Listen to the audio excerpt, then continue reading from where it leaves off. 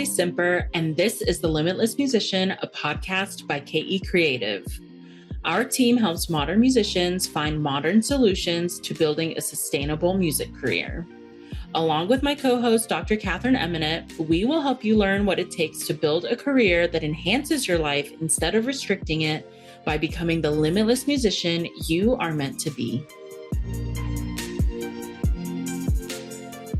Hey, Limitless Musicianeer, welcome back to the podcast. And this is sort of a bonus episode, right? Because we had planned on just doing 10 episodes just for our first run of the podcast. But, I think we were feeling like this was a topic that needed to be covered. And we're sure that a lot of people had questions about, because we've really talked a lot about mindset and, that side of being a career musician.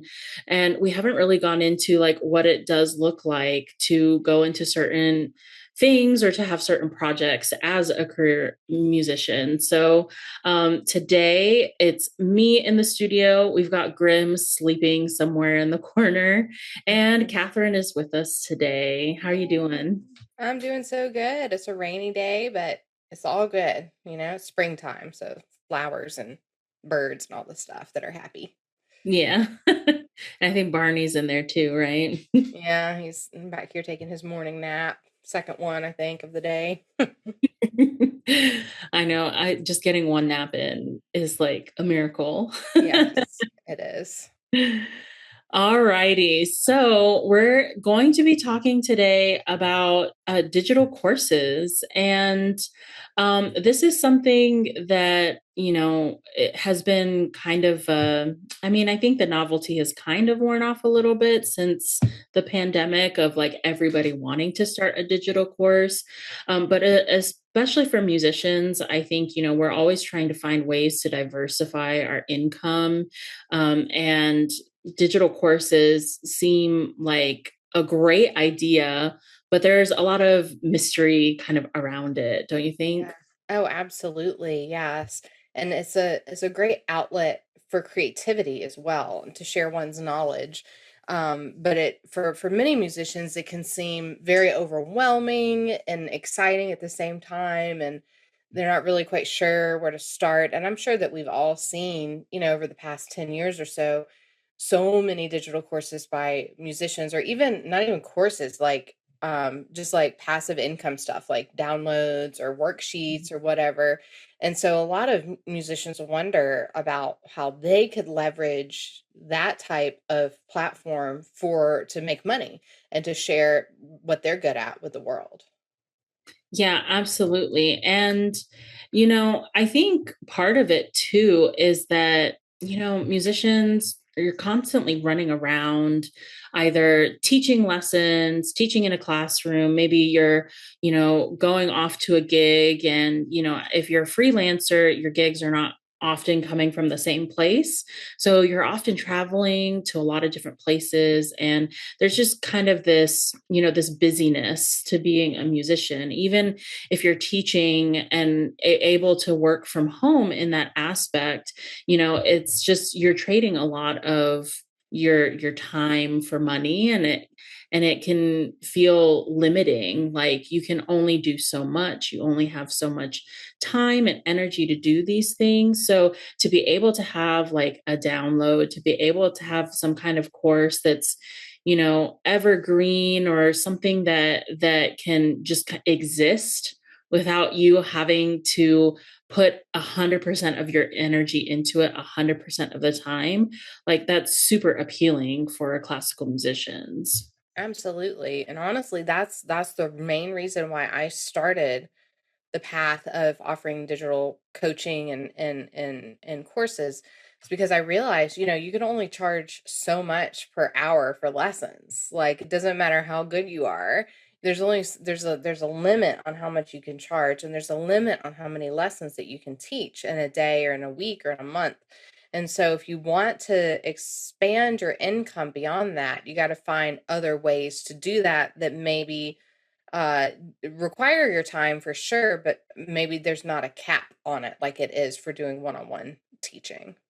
Yeah, absolutely. And depending on the age of the student that you're teaching or the kinds of gigs that you're taking, you may have a limit to what hours in the day you can actively be teaching. Like, if you're teaching school age students, then you have to wait unless they're homeschooled, you have to wait for them to get out of school to be able to teach. And then you can only teach so late because they have bedtime and all that stuff. And even with adults, they have full-time jobs. And for gigging, you may only gig with certain places for holidays or for certain seasons of the year for very specific things. So to be able to do something in those hours where you can't be front facing is, it can feel convenient, Mhm. and it can be a way to increase your income so that you're not just solely dependent on those time-based gigs and other working opportunities. Yeah, for sure. So for many reasons, it's very, very appealing. Thus, why many musicians are like, "Ooh, that sounds like a good idea. That sounds like my next endeavor." And when you look on like Instagram and Facebook and social media, and you see musicians who are actively doing this, and saying like, "Oh, just go ahead and take this course on how to create a passive income stream and like triple your income in just a month or however long they say." It's really appealing to see that and be like, oh wow, like all I have to do is like XYZ, whatever they tell me. And then boom, just like that, I'm gonna have so much more income. For sure. Yeah, it seems like it's just a really easy solution to start making more money as a musician. And the other thing I think too is we see so many people who are offering digital courses and downloads these days that we think that they're making bank, you know? It's like, wow, they're doing so well, they're doing so many things. They must be making a ton of money. And that is not always the case.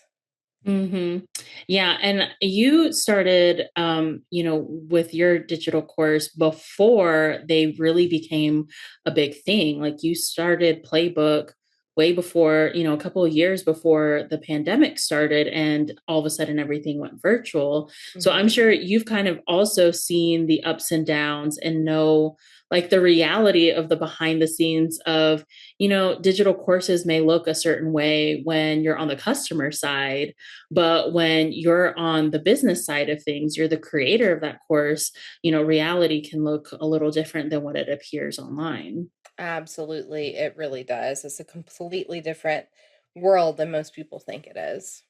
hmm Yeah, Mhm. I know for myself, a lot of things that I hear about digital courses and like the draw to be able to create one and put it out in the world is that like, well, all I have to do is make the course. Like that's the hardest part about it. And then once I put it out there, then people are just going to buy it because it's so valuable and I've put so much time and effort, and maybe you've invested a little bit of money for like a platform that will host your or host your course. There we Mhm. go. Or to like learn how to build it out or to really make it fancy. And then, you put it out into the world and you have certain expectations because you're the one who created it, right? That's right. That's right. Yep, exactly. So that's a huge, huge myth. And it's something that people are excited about because especially for musicians, we are really into the creation part of things. We love the creation part. And that sounds really appealing to sit down and create something, which is really, really fun. However, that is actually the easiest part of creating a digital course or program is the creation part, doing the thing that you love. The hardest part is selling it. And so we can either go into that now or we can go through the rest of the myths. What would you like to do? Well, I why don't we dive in just a little bit deeper on Yeah. like that last point Yeah, that for sure. yeah, it's just it's so it seems very linear that like, okay, I put out the course and then people buy it and then I make the money, right? And as you said, like the easiest part about it is actually creating the course. So why, in your experience as a course creator, like why do you think that there is that disconnect from the reality of that, building the course seems like the hardest part. Yeah, I think that most people think that, well, first of all, I feel like most musicians don't have any experience in marketing or sales. So they're Mhm. not really exactly sure how this whole thing works, right? So, showing up to play a concert that has been set up for you, that has been marketed for you, is a lot easier than finding the audience to come to that concert to support your organization and to hear you play. So, that it's a totally different, it's the other side basically. It's the other side than what most musicians are used to. So, when you're a person who's really used to just showing up and playing, you're going to feel like it's the same thing. I just show up, I build the course, I put it out in the world, and then people will buy it. But that is not how it works. It's a very slow grow most of the time. So, what actually you have to do is you have to build your audience that you want to sell this course to first. And you have to build that up over a long period of time because musicians, as we all are, I mean, I was the same way too before I knew all this about business and marketing. Musicians are very frugal when it comes to spending money. Musicians really hold on to every cent unless they're certain that it is going to make a difference for them in their life, in their career, in their income. So if you're trying to sell a program that's not targeted towards a specific group of people who are looking for a solution, then you're going to hear crickets because people are very skeptical of buying things because they want to make sure that every cent is going to go towards something that is going to help them along their way. And of course, we'll dish out hundreds of thousands of dollars on our music education, on our instruments, and whatever. But when somebody asks you to pay $47 for a digital download that shows, I don't know, like Baroque bowings or something that you really, really need, people are like, oh, that's too expensive for me. $47 is too much money for something that I could just piece together on looking online instead of just paying the $47 and getting all of the answers for myself. So the first step that comes, just like with orchestras, just like with anything, is you have to connect with the people that you want to serve and you have to figure out what do they need and how can you help them with that thing. And that might not look like your first initial idea of what you wanted to sell. And most of the time it's going to pivot and it should pivot because what you want to sell doesn't always equal what people want to buy.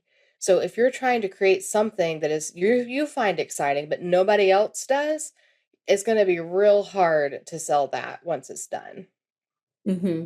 Yeah. And I think, the underlying theme of a lot of the things that you've said is that, a lot of the key skills and the perspectives that musicians need in order to create a successful digital course, they're missing because of how we've been trained as Mhm. a musician. And it's not, to say that we're trained poorly, but there are certain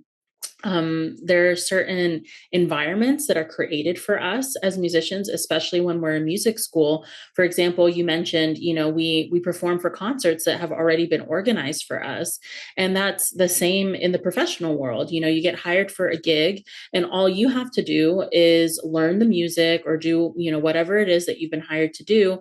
You show up for the rehearsals, the performance, and then that's it. But there is so much work that has gone into advertising advertising the event, collecting that ideal audience, the audience that's interested in even hearing the performance, and all of the other things, right, that we never really consider when we're sitting on the stage. And as career musicians, especially musicians who choose to be entrepreneurs and freelancers, all of a sudden we become responsible for the marketing, for the design, for the copywriting and the financial planning and organization and all of those things, which unless you were born an expert on all of those things, which I don't think anyone just popped out of the womb like that, Yeah. then you have to learn how to think that way. You have to learn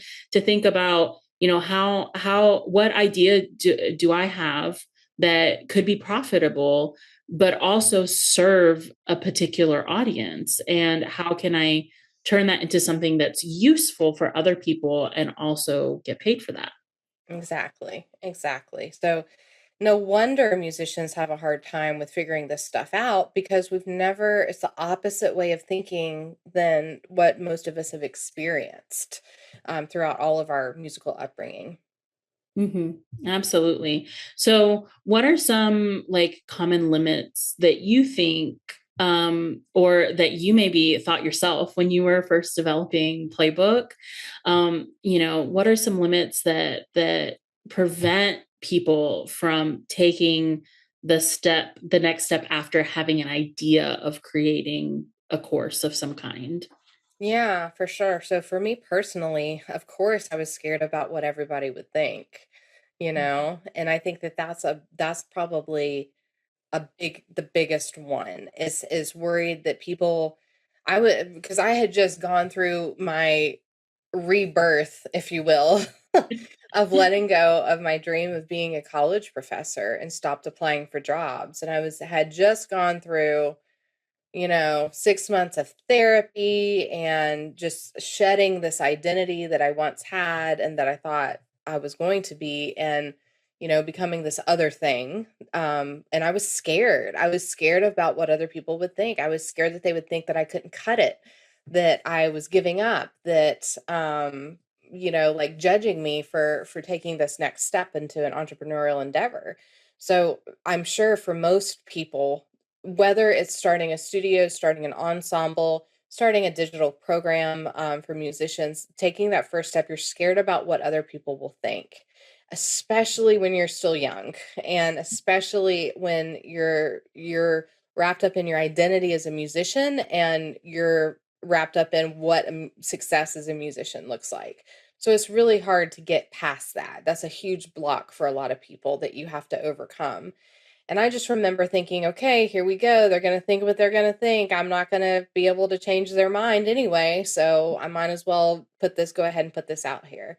So I think that that's a huge limit for a lot of people, is that thinking either that they're not qualified, or thinking that, people will judge them for offering this thing, etc. So I think that that is the number one thing that people face first. Yeah, absolutely. And this idea that like you already have to know everything and be the expert on, maybe the topic of the course, or an expert on how to create a digital course. Like, unless you are literally taking a course that Mhm, is called How to Build a Digital Course for Classical Musicians, mhm, then, you're going to have to figure a lot of that stuff out on your own, or you're going to have to seek out resources that are going to help fill those gaps in knowledge, or help you build up those skills, that ability to think differently, and to put on more of that marketing and business hat, rather than I'm a musician and I'm just I'm trying to create and put that out into the world, which don't get me wrong, is great, right? mhm, Which is why a lot of us are musicians, because we are passionate about that creative process and being able to share that and use that to connect with others. But like many other fields, just having the passion alone for your field is not always enough to get things rolling and building so that it can help others, and it can also help you, create that income that you're looking for. Yeah, for sure. And, most musicians think that they have to be an expert in technology. And I mean, it depends on how deep you want to go. When the pandemic happened, everybody was freaking out about what microphone and what camera to get that was the best. It Yeah. doesn't matter, y'all. Like, you just got to deal with what you have, work with what you have. So when I started my digital program, I had a Google Drive, I had a Zoom thing, like a Zoom account before Zoom was a thing. And I ran my classes for my program on that and dumped the recordings in a Google Drive for people to look at later. And then I just used social media, and that was it. I didn't need any fancy software. Now, these days, yeah, we use fancy software. I think our software budget every year is like close to $10,000 because we need to have those tools in order to do our best, because this is what we spend a lot of time on doing, and it's an investment and having that software. But if you're just starting out, you don't need anything fancy. You don't need to try to reinvent the wheel. You just work with what you got. And then as you get more and more and you get more into it and you see if it actually works, then that is when you can start transforming it and looking at different tech tools to make your life easier. Absolutely. And then often when you're looking at, social media posts, or you come across a website for a digital course, like often you're looking at a course that has been well established, and that, it looks super professional, right? Because, someone has put in a lot of time and effort to make it look polished and professional. And so you're looking at that and thinking, well, if I'm going to start a digital course, then it needs to look like that Hmm. before I can send it out into the world, which, as musicians, I think that's the perfectionist coming out of, like, oh, I can't perform this piece until I can play it flawlessly, or, unless I can play it without making any mistakes. But the truth of the matter is that if you wait for it to be perfect or to look a certain way, you're always going to find something wrong with it. You're going to find something that could always be better or be different. And you're going to get lost in the details, rather than like, okay, sometimes I really do just have to put it out there in order to see what's working and what I need to adapt and change, so that it can be closer to my vision and closer to what my audience really needs. Yeah, exactly. And that's the part that musicians struggle with the most, is thinking they have to have everything done before they can put it out in the world. And that is not the case. That's not, and when I worked with a coach to learn a little bit more about marketing and about how to actually create a digital course, she was always like, yeah, like don't figure out every single class that you're going to teach. Come up with an outline, general idea of what you're going to do, and let's see if it works first. Let's see if there's a need. Let's see if there's interest. And if there's interest and people are ready to go, then yeah, let's build it out. So you have to really make sure that, because like that's the recipe for resentment. You put all of this time in, make it really good, exactly how you want it, perfect, put it out in the world, crickets. Nobody's going to buy it because it's not hitting right. It's not hitting your target audience right. And people don't want to purchase something that is not going to fill whatever need that they're having.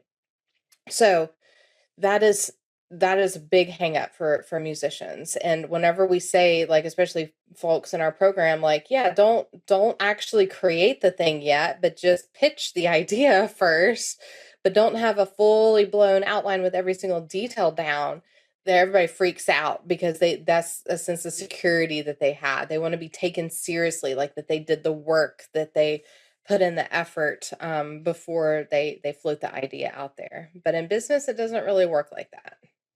Right. And I know a lot of our clients too are like, well, the reason I want to have it all built out is because if they ask a question, what if I don't have the answer to that? And they don't want to be seen as like dropping the ball, or like not having thought this thing through. And like I know from my experience and things that I've seen from like entrepreneurs and influencers that they're like, yeah, I just started doing it and then I Mhm. figured it out from there. And Yeah. it, you know, maybe that's not like the magic solution. Like it's not guaranteed that you're gonna figure it out right away, but like you see so many people that start in one, you know, in one niche and then may shift to another, or they start by focusing on one thing and then, you know, they listen to their audience about, you know, something else that they really need to hear more about, need to learn about, or want that support from this person. And so then, you know, they shift and they give their audience what they want. Mhm. And, you know, for musicians, it's kind of difficult to be so flexible when we're Yes. taught that we have to be rigid and disciplined and that everything has a method and it's very, you know, exacting. Mhm. Yeah, exactly. So it can be definitely a really big thing to feel like that you have to do. So yeah, so I think that first of all, worried about people judging you is a big block that folks have, and then also wanting everything to be perfect before it goes out into the world is another huge one. I think that people also have this feeling like that no one's going to want to pay for something. And yeah, it's true, it's hard to sell, especially to other musicians. It's for sure hard to sell, and it takes a lot more work than it would to sell to maybe not a musician. And that's not me, that's just the research, literally the research of sales, and talking with other music entrepreneurs who've been in other fields as well. So there's that battle to fight for sure, but also there's the feeling of, charging money for something your first time out. And it's the same thing that musicians face when starting a lesson studio and trying to figure out how much they should charge if they don't have a ton of teaching experience. It's the same type of thing. So we always have to remember you are an expert in that thing, you do have experience in that thing, and you should charge for it because you've had to use your own money to get yourself to the place where you are an expert, where you can talk about it. Absolutely. And, you know, with musicians, like you said, like it's kind of hard. It's hard to sell to musicians. It's also, I think, difficult for musicians to want to buy, you know, or to invest in these kinds of programs because, you know, the belief is, well, I should have already figured this out by now. Or, you know, I have however many music degrees and I've been doing this for however many years. Like these are things that I should have picked up on along the way. And if I don't know these things, then it's my responsibility to figure it out on my own instead of, you know, maybe investing a little bit of whether it's time or money in learning from someone who already knows these things and can save you the time that it takes to try things and to fail and then to have to keep going back to the drawing board. You can have someone who can view things from a more objective perspective and say, you know, and give you guidance on, okay, well, you know, let's figure this out. Okay, this didn't work. So this is what we can glean from it. And we can make, you know, we can make the next try even better. Because sometimes when it's your brainchild, Hmm. your baby, the thing that you really want to succeed, there's a lot of fear that goes into, you know, making those decisions objectively. Yeah, absolutely, for sure. Yeah, totally. And I think that um yeah, it's a hard thing to deal with when you feel like you've done everything right. Like you made good grades in school, you had great recital performances, you did everything right. You did 120% everything right. So therefore, the expectation is I should be able to create my own career in music because I did everything right. But unfortunately, that's not always the case. There are these massive holes that need to be filled. And we have folks who contact us who say, yeah, I took an entrepreneurship class for 1 semester in college, and like thinking that that type of exposure is enough. And while that type of exposure to these topics is very good to have, that is just the tip of the iceberg. There's a whole other world that exists beyond that, with learning about human psychology and sales psychology, and coming up with client avatars, and coming up with ideas, and doing market research, and all sorts of things, knowing how to write sales copy. Those are completely different things than what we learn in music school. And and when you realize that you need help doing those things, and the first thing is like, okay, I can just figure it out on my own. I've got Chat GPT, I've got YouTube, let's go. But when there's a program or someone who can help you, they can give you those results a lot faster because they've already been through all that stuff, and they can give that to you. Just like how you had to take music lessons for like 15 years and you got really good at that. Now it's time to learn and take lessons on this other topic, if this is what you want to do, and become a really good savvy musician, to learn how to do the other side of what it takes to be a musician and an entrepreneur. Mhm. Yeah, and you mentioned that, when you started looking at creating your own digital course, that it was kind of an end of a chapter of your life where you're like, okay, I've tried doing, taking the traditional path for my career as a musician, and it's not working. I need to regroup, figure something else out. And you also mentioned that you hired a coach to help you in the development of this course. So, can you share a little bit of that? That process. Um, Absolutely. yeah. Yeah, for sure. So I started working with a coach when I started becoming more interested in diversifying my income, because again, I figured I could only teach so many lessons in a week and only charge so much. And I was teaching at an adjunct as an adjunct professor at a university, and I knew it wasn't going to turn into a full-time job. And so I had to figure something out. And so for the rest of the world, meaning not in the music world, but for the rest of the world, digital courses have been a thing for a long time, actually. So they've been around for a long time, and people have made a lot of money doing them. It's a huge industry. And at the time when I started, this was probably in 2016, um, I, I had not been in a digital course. I had not really seen them advertised because the algorithms just showing me musician stuff. So it was kind of this unknown void of how to even go about it. So originally, the idea that I pitched for a digital course was actually all about flute pedagogy and flute teaching. And because that is my passion, that is the thing that I love doing. And I thought that that would be a really big help for folks to learn how to teach, the littles and stuff. So my coach was like, "No, that's not gonna make people money. What is something you could teach them that could make people money?" And I said, "Well, the other thing that I'm passionate about and that people ask me about all the time is how to start a private music studio, and how to charge, and how to do all the nitty gritty stuff that you don't learn in school." And my coach said, "That's it. That's the idea you need to do, because you're helping people improve their life and improve their situation, and you're filling a hole that they're not getting in college." And while the flute pedagogy thing is a great idea, that is something that is not going to be the thing that's going to resonate with the largest majority of people, and that is going to provide the biggest help for them. So we decided to do the studio development and studio building program. So the main thing with this coach that I worked with is that she really made me push me out of my comfort zone. I was really ready, like I said before, to have, like 14 different classes on 14 different subjects.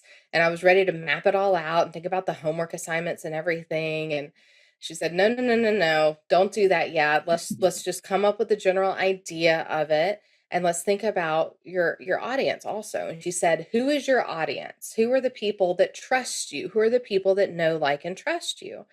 So when I was in my quest, if you will, for becoming a professor, I was traveling around the country doing master classes at universities where I met a lot of people.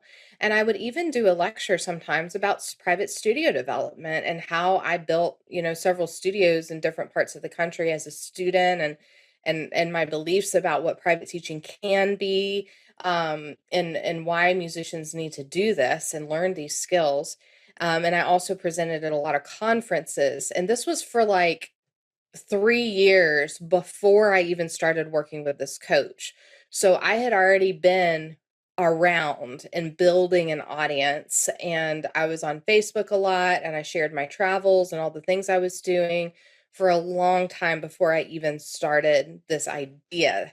So when the coach asked me, "Who is your audience?" I was it was very easy for me to describe my audience, the people that I was talking to, teaching, serving already, and the people that knew my name and knew who I was and knew what I believed. And so then we figured out ways to get in front of those audiences and to connect with them even deeper, not just by getting in front of them saying, "Hey, you want to learn how to build a studio?" No, no, no, no. That doesn't work. That doesn't work. Just say, "Hey, buy my course." That doesn't work. You have to have a complete strategy of how you're going to relate to people and then offer them a solution. So for me, that went through using Facebook first and now Instagram, and sharing very upfront, behind the scenes stories about what I went through in my transition from going the traditional path to doing what I do now, and also sharing the truth about what people think about private teaching and what people have told me about running a private studio, and how dumb it is that people saw it as a backup plan or something that's not important. And I started changing my messaging to speak directly to the hearts of those people. And this is really way before people were being honest about what they were thinking and feeling about being a musician. And most people were just sharing the highlight reel of, "Look at the gig I played this weekend," or "Look at how beautiful my students are," and yeah, da, da, da. But not the real raw stuff about how much it sucks to receive 99 rejection letters from university positions, or how much work it takes to email so many people to get maybe one gig, and to feel like you're not good enough. And so I started speaking to these people who were my audience, who I'd spoken to in person, and I started developing that relationship with a lot of people, even people who I didn't know. They resonated with it, and they were like, "Oh my gosh, okay, I get this person. This person's speaking my language." And so then that audience was primed and ready. They knew what I was about. They knew what I was passionate about. So when I said, "Hey, there's a thing that I'm doing where I can help you learn how to do all of this stuff so you don't feel like crap anymore, and that you're not just throwing the spaghetti at the wall trying to see what's going to stick. There's actually a way that you can do it that's organized and serves your community and serves your soul, and do it in the right way, and not like being mean to kids and putting them down and dismissing them from lessons if they didn't practice. Like, there's actually a way to do this that's very authentic and very good for yourself and for your community. Want to join?" Then it became an easy yes for people. And that is the part that is missing from most musicians. That is the part that most musicians don't understand. That's creating your audience. That's how you have to create your audience for a long time before you sell something to them, because they don't know you. They don't trust you yet if you're just going to put something out into the world. And so for the first time that I launched this program, and back then it was only $200, aw, and because I wanted to make sure that it was super accessible for people, especially for my beta test, I had 20 people in it on the first go round, because it resonated with them, and they trusted me, and to take a chance and to try to learn these things. And since then, I don't know, in the old way, we had like 9 different groups, 9 different iterations of the program, and now it's on a rolling enrollment basis, kind of. And so we've helped like 200 musicians or so, up until to this point, to learn how to do this. And they would have not had this help had I not invested in learning how to do this, learning how to get people to trust you, and not in an icky way, but in an authentic way, like uncovering really truly what makes you tick and how you want to help humanity. And then speaking their language and showing them that you're the person to help them. Or maybe you're not, maybe you're not the person to help them, but you never know that until you try and you do it in the most authentic and genuine way possible. Hmm. Yeah. And something that I have noticed, since being a part of the K creative team these past 2 years, that you have a lot of like credibility in your space online. And it's not because you're an imposition or because you approach it in an inauthentic way. It's because you share, just as much of your expertise. You also share your own personal experience that includes a lot of what you mentioned, the things that musicians just don't know how to talk about. And thankfully, a lot of those conversations are happening more often now. But the dark side, Mhm.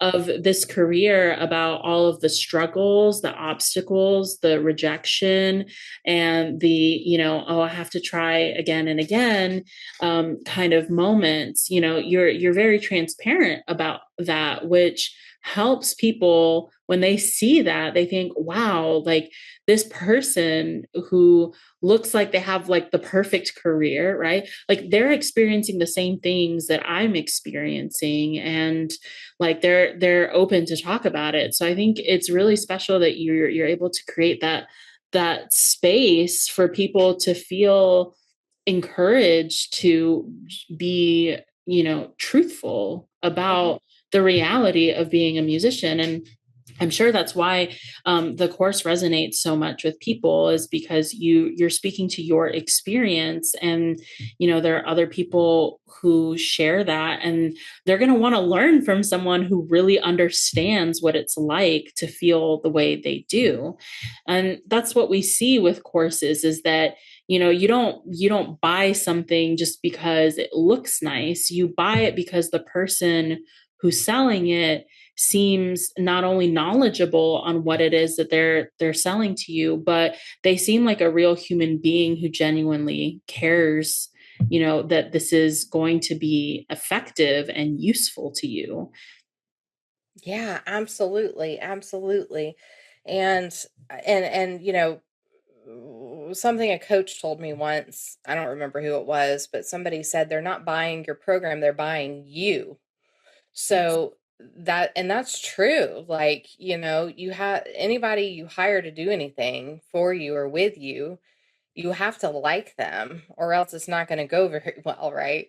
So and I think that that's an important thing for musicians to remember too, is that not everyone's going to like you and not everybody's going to want to buy from you, and that's okay. You don't like everyone, you don't want to buy from everyone, and so that's fine. So you focus on the people who do speak your language, the people who are going to find fulfillment and progress in working with you. Absolutely. And just being open to that idea makes it easier to push on forward, because you know that regardless of how many people do agree with you or like you or trust you enough to invest in your program or your digital product, that the people who do, they do trust you, they do believe in you, and you are making an impact. So you know and we kind of started this talking about like, oh, digital courses are great, and they're gonna you're just gonna make just a whole bunch of money, and you're gonna work half as much, right? Mhm. But creating a digital course is like, having this full hearted belief in whatever it is that you're selling, even if it's a simple like, pedagogy, or learn this Taylor Swift song in six easy lessons or whatever. But like, you do have to wholeheartedly believe in it so that people can see that it's something worth investing in, and especially once they get to know you. Yeah, for sure. And I think a lot of people think digital course, oh, awesome. I can just sell this and then I can just hide behind it and not have to really be involved in it. No, no, no, no, no. The actual, again, the actual course creation part, that's the easy bit. It's the getting in the front of the right people and knowing if it's going to make a difference in their life. That part is the hard part. That's probably 80% of it, honestly. If you're going to start do a digital course, is getting it in front of people. That is the huge part. So if you are thinking about digital courses and you're seeing all this wonderful stuff about how passive income is amazing and da, da, da, no. I work harder for our passive income streams than I work for my active income streams. So Yep. passive income is not a thing that is just you just create it and put it out there and then people buy it. Not at all. So yeah, and then if and that is one reason why, we hear from a lot of musicians, like maybe they want to put their music online and they want to sell it through maybe a distributor. And they kind of like, well, they take this big cut of my fee from that. Well, yeah, y'all. Do you know how hard it is to get that music in front of audience? Like that is why they're taking that fee, because that is the hardest part. That's the hard work. Creating the music, yeah, is hard and requires a lot of artistry and knowledge and whatever of what you want to compose and do, but getting it sold, that's the hard part. So yeah, if you're ever like on like a referral site or something, they have to pay to get those sites ranked high on Google. That's money that they have to spend hundreds of thousands of dollars, sometimes even millions of dollars in ad spend to get stuff found. So yes, that is why they take a chunk out of your check. Yeah, and they also have a well-established audience already. Like they have they have that reputation. Like for example, Spotify takes a cut from anybody who any artist who has their music on their site. But, who do you think of when you think about digital music streaming? You're Hmm. going to think about only a few companies, and Spotify is on that list, those top two or three that you're going to think of. So yes, they're going to take a cut, but they're not just doing it just because, like you said, like they've got all of this time invested, but it's also that reputation that you're benefiting from by having your music on their platform. So, like, and that's a whole other conversation for another day, about all of that. But absolutely, like you have to take into consideration how you're reaching that audience, whether you yourself are putting in the work, like you have, Katherine, of like going in person and like going to your audience, or if you're utilizing social media to reach that audience. You have to know that's why there's so much information on keywords and SEO and hashtags and how to post the perfect XYZ on whatever platform so that it gets in front of the right people. It's because that stuff is so important, whether you are doing the work or you are having, a company do that for you and then take the cut.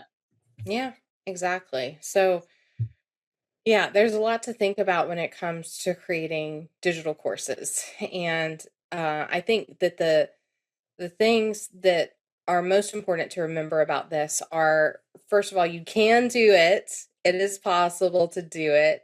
And it does take investing in something and someone to teach you how to do these things and to learn how to do this, unless you minored in marketing in college. And even then, marketing for musicians is a little bit different.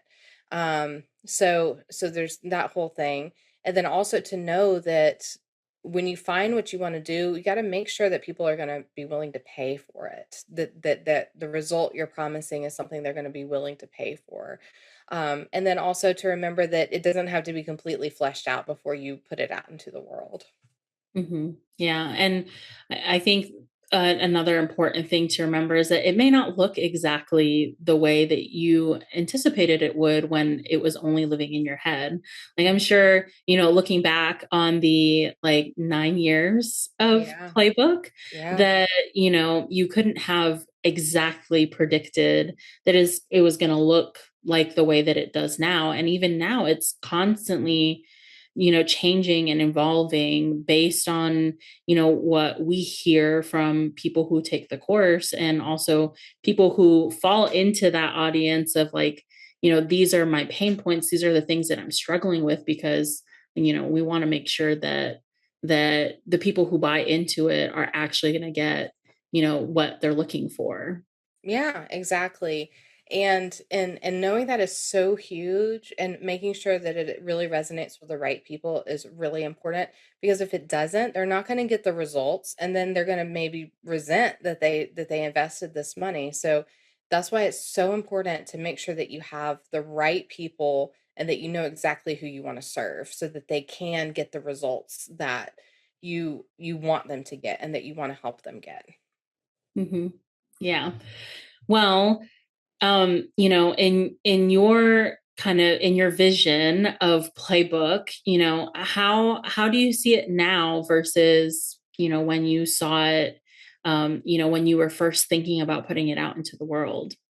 Yeah, so originally I was really thinking about teaching each of the topics, in a live setting, where we would all come on, and then I would just basically lecture for 1 to 3 hours about a particular topic, give homework. So very much like, you know, like a professor, like taking a class or whatever. And so what I started realizing is that I don't need to be repeating that every single time.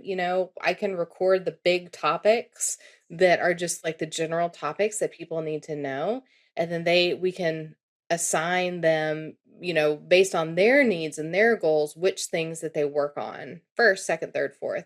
So it took a ton of time to record those 64 modules. I think we're up to like 130 something videos at this point. I don't even know, of just like the how to general stuff.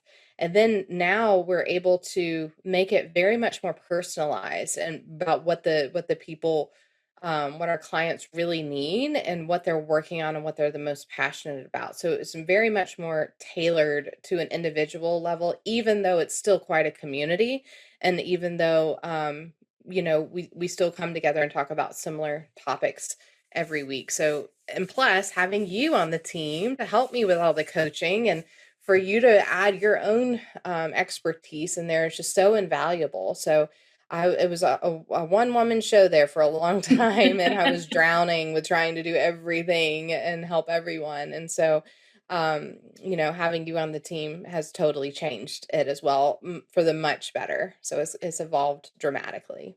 Well, I appreciate that. I'm so glad I sent that email 2 years ago. Yes.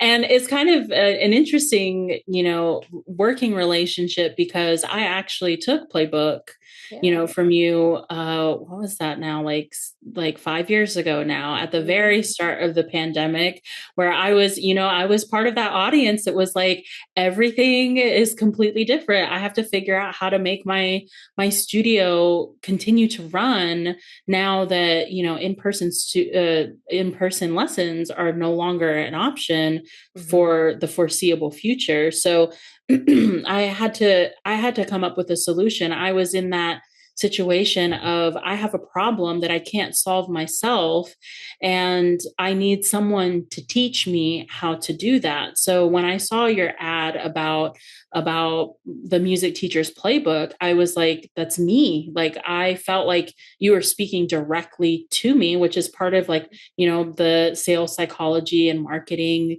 that I felt like, wow, you're in my head. You know exactly what I'm struggling with, and the things that I need to learn, so that I can learn how to do what I'm already doing in a different and a better way. So, I took the plunge, made the investment, with a husband who was furloughed, and then my income kind of up in the air. I was like, yeah, let's spend money that kind of, it hurts to spend, but I believed wholeheartedly that I was going to get a return on that. And I totally did, because I learned so many things I just would not have been able to learn on my own. It would have taken me forever to learn, like, the marketing and the bookkeeping and the administrative side of running a private studio. or I wouldn't have even known like what to ask. So, this course really filled in all of the gaps that I had experienced. And now being on the other side, it's interesting because, I can give you my perspective of, well, when I was in Playbook, this is what was going through my mind. And you can give me that perspective too of, seeing how this particular course changes and impacts the people who are part of it. Yeah, yeah, absolutely. It's a very cool evolution. Um, yeah, and you're exactly right. Anytime we invest in something, we take a risk. Mhm. However, there is no reward without taking a risk. And Mhm. so that is why we do everything we can to get people to have a return on their investment and then some.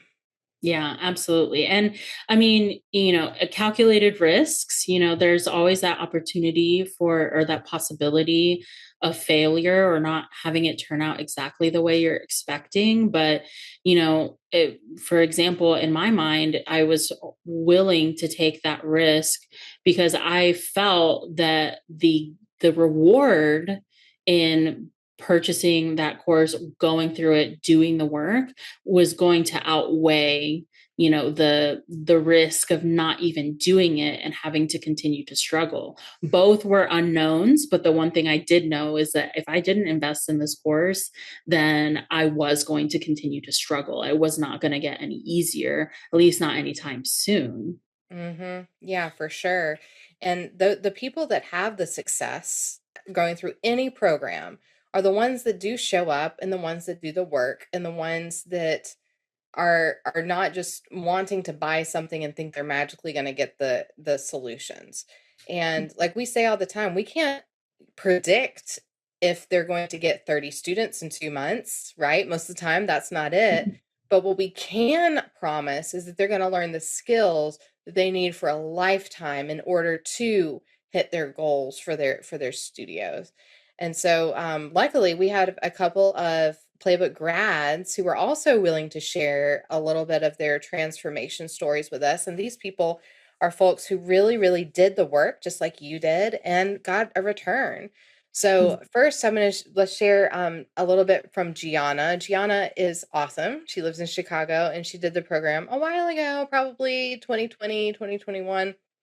So I asked Gianna, what did your teaching or studio life look like before joining the Music Teacher's Playbook? And she said, before joining Playbook, I had a very small studio and wanted to grow it, but didn't know how. I reached out to over 20 band directors with little success. I didn't have a studio policy and was losing income due to students canceling at the last minute. I was really passionate about teaching, but didn't know how to run a successful and streamlined studio. And we hear this all the time from our clients who come to us. They want to teach, they want to make money, but there's a couple things that are just holes in their knowledge that they need.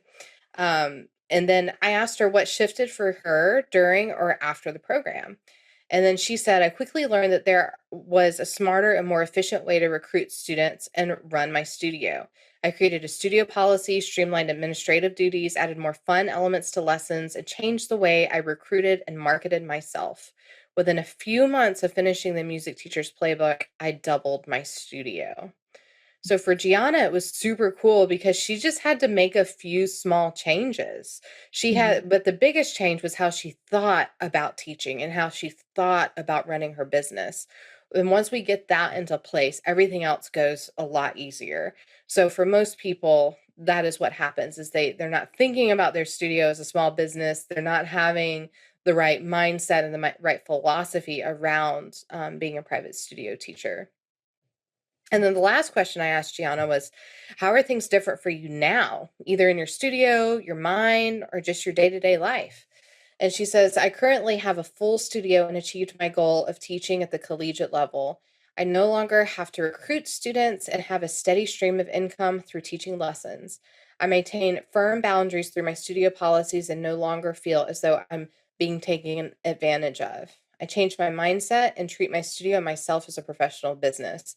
I have the ability to tailor my career to fit my personal life in a way that is healthy and balanced. This would have not been possible without the immense wisdom and knowledge from Katherine and the Music Teacher's Playbook. I am truly so grateful for the program and her expertise. Aw, thanks, Gianna.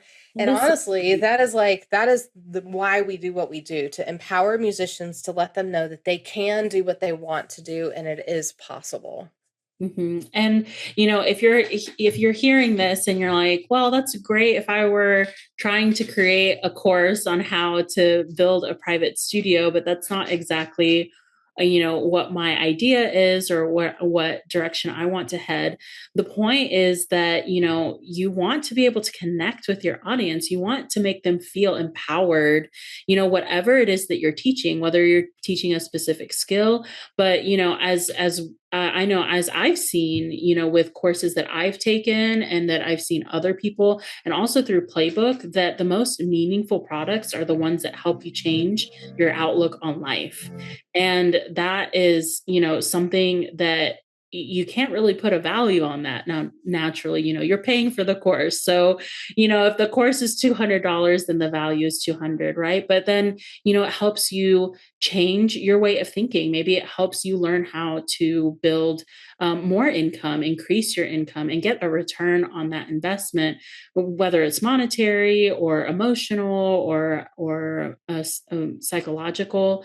You want someone taking away something like that.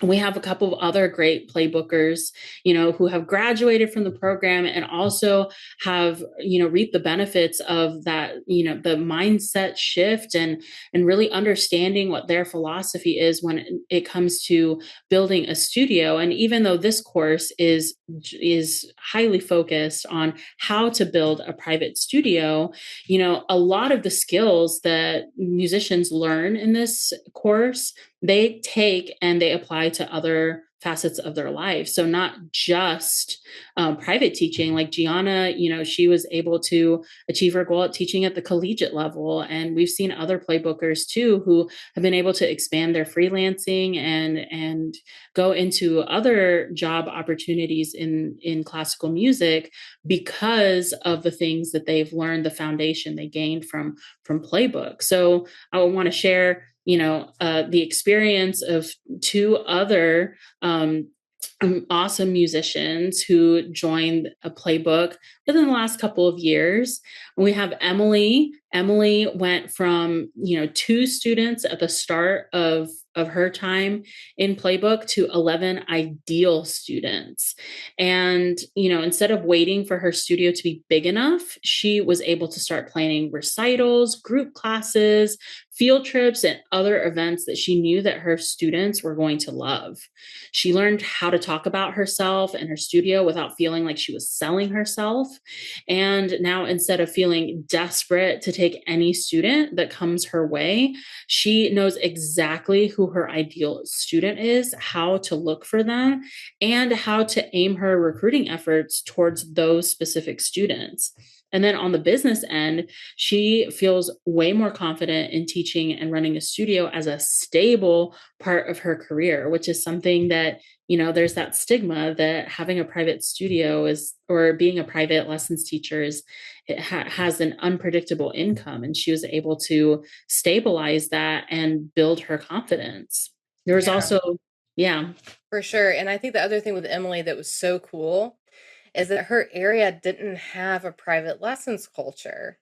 And so we were able to help her learn how to create a private lessons culture in her community, which was really cool. It's not easy, but she was willing to do the work and she is on the path to make that happen. And Emily actually returned to Playbook. Yeah. She took it back when Playbook was like a year course, right? Or Yeah. six, Yeah. yeah, a year course. And she came back because she was like, I learned so much the first time, and I know that having this additional guidance is going to help me with my goals. And yeah, she's doing great. She's preparing for a recital right now. Mhm. So can't wait to see the photos and videos on that. I know, that'd be great.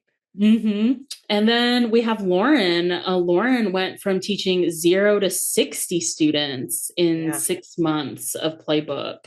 And then, she took the course, and then recently she decided that her workload was a lot. She was teaching at 10 different schools for 56 students. And, she reached out to us to help her downsize her studio to 2 schools for 33 students. And she's still able to make a stable income and be excited about all the things that she does for her students while prioritizing her health and joy outside of the studio. So she's just not living for work. She's able to enjoy the fruits of her labors from her work. Yes, and she's not the first person who has had that problem. I remember one person emailed me saying, "You've created a monster. I have too many students now. What do I do?" So it's a good problem to have. And of course, it doesn't happen like that for everyone, Mhm. but it has happened. Yeah, and we've had so many different people in Playbook. We've had like a saxophonist whose goal was to create a community saxophone ensemble in their area. We had a violinist who created a violin club at the private school that they were teaching at, and a harpist who created a harp ensemble for a school's orchestra program, like from scratch. Like that Yeah. wasn't a thing until she connected with people. And we see that a lot with people that, from forming genuine relationships with people, you're able to see a need. People are able to communicate a whole within the community. So that's a lot of what this digital course does, and what digital courses can do, even on a small scale. You're filling a gap in knowledge. You're helping someone fill a need either in their career or in a certain skill, a hobby, their personal life, things that are transferable to things beyond their musicianship. Which it kind of means that the possibilities are endless with digital courses, don't you think? Oh, absolutely. And I think one of the things, and that's the thing is like, of course, there have been more digital courses that have popped up since I started Playbook almost 10 years ago. But I still think that the thing that is different about how we do Playbook is that how human focused it is. It's not just teaching people the how, like how to create a website, how to talk on the phone to a potential student, how to pitch getting into schools for sectionals or whatever, but we train people to do it in the way that is individualized for them, the things Mhm. that they're passionate about, and we work those two things together. So not just the marketing aspect, but the marketing aspect that is based upon what they want to do and what they want to provide for their community. And honestly, that's a sweet spot for anything. You have to always have those two things. You have to know your authentic self and what you want to do and how you want to help your people. And you have to pair that with the knowledge of marketing, no matter what type of digital course you create. Mhm.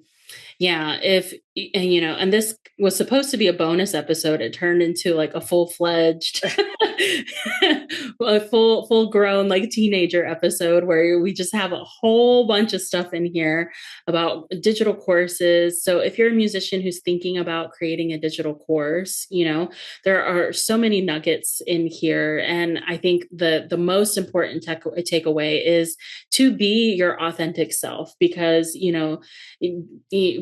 don't want to feel like a sleazy car salesman. You don't want to feel like you're constantly working an angle when you're connecting with people and building relationships and figuring out who your ideal audience is. But there are ways to do that organically, to do that in a way that feels right to you, while still utilizing a lot of the skills that come from marketing and sales psychology, and a lot of the other things that we've talked about today. So hopefully, this episode, this bonus episode, will give you some food for thought, and kind of get the creative juices flowing. Cause I know just sitting here, I'm like, yeah, I had that one idea. Like, no wonder that didn't work. No wonder it never went anywhere because I was just like, I have this great idea. And then, I didn't take the next step to figure out how to put it out into the world. So, you don't have to put things out perfectly into the world. You can figure things out along the way. And I think that actually makes it, more authentic when you're looking and seeing like, I tried this and I was a complete failure. And then I figured it out and now I want to help you do the same. Like those are the kind of people that I want to learn from because they know what it means to feel like you can't succeed and then to be able to turn it around. Yeah. Yeah, for sure. For sure. Absolutely. So yeah, so I feel like if anybody who's listening and this resonated and you have questions about digital course creation, you should reach out, right? Yeah, Catherine's like, she's my guru when it comes to like the marketing world. I'm always constantly picking your brain about, how people think and how it's very enlightening, especially because, you've been doing it for a while. So you've kind of seen how certain things have changed, certain things have stayed the same. And like, you're just in it to help people, which, not, you don't see that all the time these days. Yeah, most people just want to make money. Yeah. Which is not a bad thing, but Yeah. it, if you're listening, you want to make money in an authentic way. Yeah. You want to feel, like you're part of something bigger and that you have a genuine purpose, and that can totally happen. Yeah, it sure can. Well, I think Barney signaled the end with his little sneeze. Yes. So Okay. that's all for today's episode on The Limitless Musician. If you liked this episode, follow us on Instagram at The Limitless Musician to tell us what you want to hear next. Remember to subscribe to our newsletter to get exclusive content that won't show up anywhere else by clicking the link in the show notes. Until next time.